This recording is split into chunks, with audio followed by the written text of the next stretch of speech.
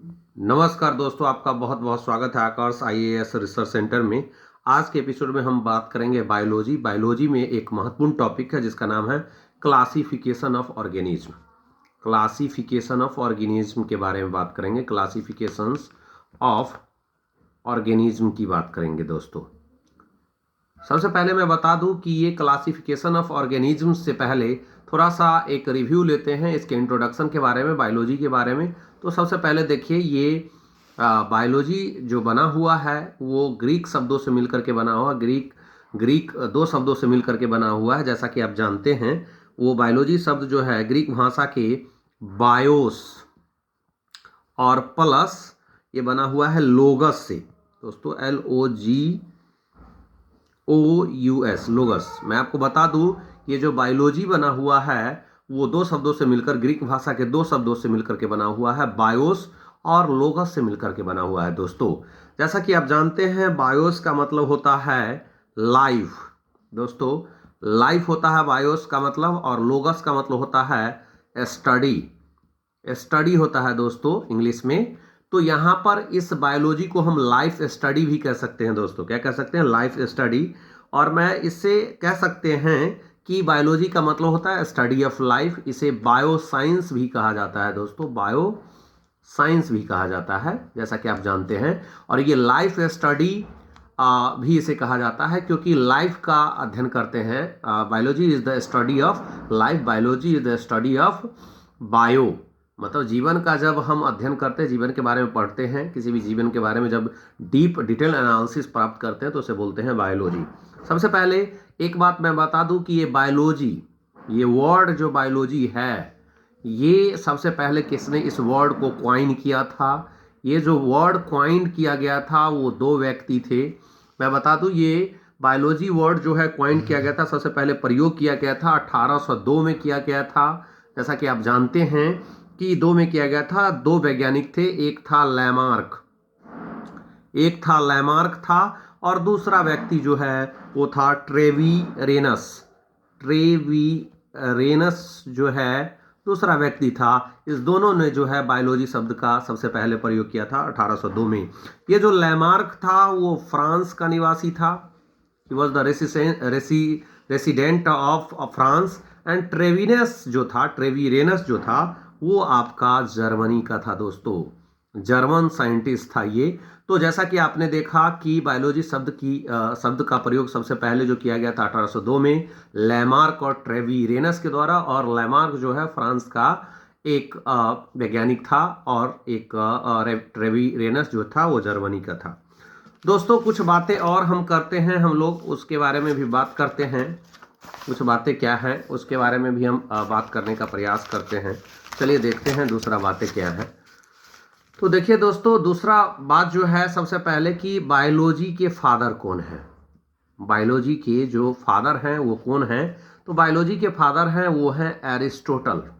Aristotle को जो है, ये जो है एरिस्टोटल को जो है वो फादर ऑफ बायोलॉजी कहा जाता है।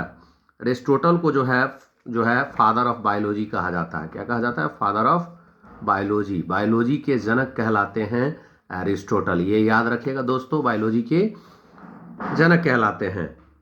और इसके दो ब्रांचेज हैं, जैसा कि हम जानते हैं। इसके दो ब्रांचेज हैं, जूलॉजी हैं एक ब्रांच। इस बायोलॉजी के दो ब्रांचेज हैं, एक का नाम जूलॉजी है और दूसरे का नाम बोटानी है। जूलॉजी बोले तो the study of animals, study of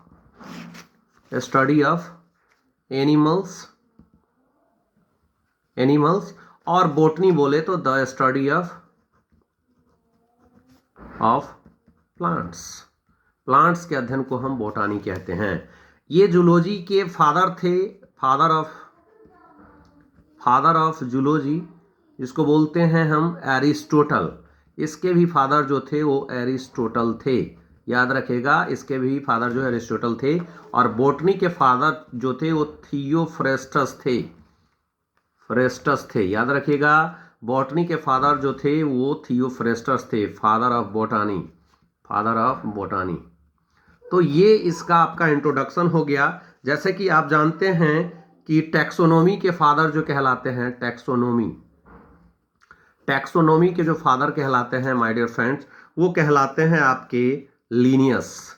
Linnaeus को जो है टैक्सोनॉमी का फादर कहा जाता है। जैसे जेनेटिक्स के फादर जो कहलाते हैं, जेनेटिक्स के जो फादर कहलाते हैं वो मेंडल कहलाते हैं, मेंडल कहलाते हैं। जैसा कि आपको पता है, जैसे मेडिसिन के फादर जो कहलाते हैं वो हिप्पोक्रेटस कहलाते हैं, याद रखिएगा, हिप्पोक्रेटस कहलाते हैं। तो ये तो हो गया इसके बारे में। जैसा कि जीवाणु विज्ञान के जो जनक कहलाते हैं वो कहलाते हैं आपके ल्यूवेनहॉक, और कवक विज्ञान के जो है जनक कहलाते हैं माइकेली, और इम्यून सिस्टम जो इम्यून साइंस का जो जनक है एडवर्ड जेनर, और साइटोलॉजी के जनक जो कहलाते हैं साइटोलॉजी, जिसमें हम साइटोलॉजी का मतलब साइटोलॉजी के जो जनक है वो है रॉबर्ट हुक, जो सेल का खोज किए थे। सबसे पहले सेल के बारे में अध्ययन, स्ट्रक्चर, उसका फंक्शन के बारे में बताया था। और साइटो का मतलब ही होता है सेल, जैसा कि लोगी का मतलब हो गया लोगस, मतलब सेल के अध्ययन को हम क्या कहते हैं, साइटोलॉजी कहते हैं। दोस्तों अब बात जो करेंगे वो महत्वपूर्ण टॉपिक है, उसकी बात करेंगे जो है हमारा क्लासिफिकेशन ऑफ क्या कहते हैं, ऑर्गेनिज्म। क्योंकि इतने सारे ऑर्गेनिज्म हैं, उसका क्लासिफिकेशन कैसे होगा उसके बारे में हम बात करेंगे। क्लासिफिकेशन ऑफ ऑर्गेनिज्म्स, इसके बारे में बात करेंगे। सबसे पहले मैं आपको बता दूं कि जितने भी बहुत सारे जीव वैज्ञानिक थे और जो बायोलॉजिस्ट थे, उसने जीवों की पहचान के लिए, है ना, जीवों को आइडेंटिफाई करने के लिए, पहचान के लिए, सिंबलाइज करने के लिए इन्होंने क्या किया, नामकरण पद्धति, जिसे बोलते हैं नोमेनक्लेचर। उन्होंने क्लासिफिकेशन ऑफ ऑर्गेनिज्म में सबसे पहले कि जितने भी बायोलॉजिस्ट थे, मैं बात कर रहा हूं बायोलॉजिस्ट की, इन्होंने क्या किया था कि जीवों को आइडेंटिफाई करने के लिए एक टेक्निक इन्होंने विकसित किया, उसका नाम था नोमेनक्लेचर। और ये जो था, और खास करके एक क्लासिफिकेशन, कैसे उसे वर्गीकृत किया जाए, कैसे पहचाना जाए, कैसे उसको बांटा जाए ताकि उसे पहचाना जा सके, ये नोमेनक्लेचर और क्लासिफिकेशन जो है इसको डेवलप किया गया ताकि जो है जीवों को पहचाना जा सके। और ये जो ऑर्गेनिज्म्स थे उसके merits, I mean to tell that properties, traits के आधार पर, ऑर्गेनिज्म के मेरिट्स, ट्रेट्स और उसके रिप्रोडक्शन के आधार पर, रिप्रोडक्शन के आधार पर, प्रजनन के आधार पर, उसके स्वभाव के आधार पर, उसके भोज्य स्वभाव के आधार पर बांटा गया। इसी को हम क्लासिफिकेशन ऑफ ऑर्गेनिज्म कहते हैं। दोस्तों सबसे पहले एक था स्वीडिश साइंटिस्ट था जिसका नाम था, मैं आपको बता दूं, एक स्वीडिश साइंटिस्ट था जिसका नाम था कैरोलस लीनियस। इसका नाम था कैरोलस लीनियस जो है एक स्वीडिश साइंटिस्ट था, और उसने क्या किया था कि उसने ही जो है एक पुस्तक लिखी थी। उस पुस्तक का नाम है सिस्टेमा नेचुरे। एक पुस्तक इन्होंने लिखा था जिसका नाम था, ये जो कैरोलस लीनियस था, उन्होंने एक प्रसिद्ध किताब, ये बहुत ही फेमस बुक है माय डियर गाइस, ये जो है कैरोलस लीनियस का सबसे फेमस पुस्तक है सिस्टेमा नेचुरे। और इनमें उन्होंने ये वर्गीकरण के बारे में बताया था। और सबसे पहले 1758 में इन्होंने द्विनाम पद्धति कॉन्सेप्ट दिया, जिसे बोलते हैं बायोनोमियल नोमेनक्लेचर, द्विनाम पद्धति, नोमेनक्लेचर। ओके, द्विनाम पद्धति जो है दिया गया 1758 में, वो दिया गया था उन्होंने किसके द्वारा, कैरोलस लीनियस का। मतलब किसी भी जीव का जो है दो नाम होंगे, और ये दिया गया किसके द्वारा, तो ये दिया गया आपको कैरोलस लीनियस के द्वारा। उनकी प्रसिद्ध पुस्तक का नाम है सिस्टेमा नेचुरे। अब जो इन्होंने द्विनाम पद्धति दे दिया, तो चलिए हम समझते हैं ये बायोनोमियल नोमेनक्लेचर क्या है। बायोनोमियल नोमेनक्लेचर क्या है, द्विनाम पद्धति क्या है, उसके बारे में हम समझने का प्रयास करते हैं दोस्तों। ये बहुत महत्वपूर्ण है, क्योंकि जीवों को बांटने का काम सबसे पहले स्वीडिश वैज्ञानिक जो था, नेचुरलिस्ट साइंटिस्ट थे कैरोलस लिनियस, उसने अपने पुस्तक में इस चीज को बताया। द्विनाम पद्धति की जो कॉन्सेप्ट है उन्होंने दिया था। तो उन्होंने कहा कि जितने भी जीव हैं, जितने भी ऑर्गेनिज्म हैं इस संसार में, इस वर्ल्ड में, इस धरती पर जितने भी ऑर्गेनिज्म हैं उसका नाम देने की बात आई कि हर एक संसार में जितने भी ऑर्गेनिज्म हैं सबका वो नाम देंगे, और वो जो नाम जो होगा वो 2 शब्द होंगे। उस नाम में कितने वर्ड होंगे? 2 वर्ड्स होंगे। वो नाम 2 वर्ड्स का होगा। उन्होंने बताया कि संसार में जितने भी जीव हैं उसके जो हैं उसके नाम जो है 2 शब्दों में होंगे। एक शब्द जो होंगे, पहला जो फर्स्ट वर्ड जो होगा वो उसका क्या होगा, वो आपका उसका जो है फर्स्ट वर्ड जो होगा उसका जीनस होगा, जिसको बोलते हैं जेनेरिक नेम, जिसको बोलते हैं जेनेरिक नेम, जिसको बोलते हैं हम जेनेरिक नेम का मतलब होता है वंश का नाम। पहला जो है उसके वंश का नाम होगा। दूसरा में जो होगा वो दूसरा पद जो होगा एस्पेसीज होगा। दूसरा नाम जो होगा एस्पेसीज होगा। पहला नाम जो है जेनेरिक होगा, जो वंश का नाम होगा जेनस होगा, और दूसरा नाम जो है उसका जाति होगा। पहला वंश होगा, दूसरा जाति होगा दोस्तों, जाति पद होगा। दो वर्ड एक नाम में देने की बात की, इसलिए इसको द्विनाम पद्धति के नाम से जाना जाता है। बायोनोमियल नोमेनक्लेचर इसको कहा जाता है।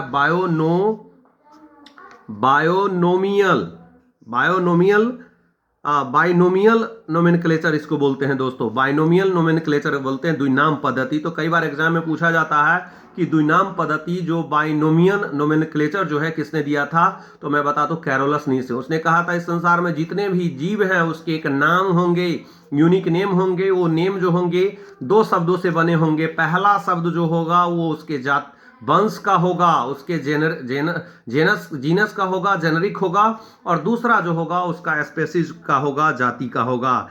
और वंश का नाम हमेशा अंग्रेजी के बड़े अक्षर में शुरू होगा। याद रखिएगा, यो जो जेनरिक नेम होगा वो वंश का। जैसे हम अगर मनुष्य का नाम अगर देखें, ह्यूमन का नाम देखें, अगर मनुष्य का अगर वैज्ञानिक नाम देखें तो हम क्या बोलेंगे? उसको बोलेंगे होमोसेपियंस बोलते हैं दोस्तों, होमोसेपियंस बोलते हैं। इसका मतलब ये जो होमो देख रहे हैं आप, ये आपका क्या है? ये आपका जीनस है, और इसका पहला लेटर कैपिटल है। लेकिन ये जो जाति का नाम दूसरा जो है ये जाति है, और स्पेसीज और इसका फर्स्ट लेटर सेपियंस का क्या है? Small letter. इस प्रकार से जितने भी इस ब्रह्मांड में जीव हैं सारे जीवों का नामकरण किया गया। और उसी प्रकार से जैसे और भी, जैसे करेला का जो बोटेनिकल नेम है वो मोमोर्डिका चैरेंटिया है ना।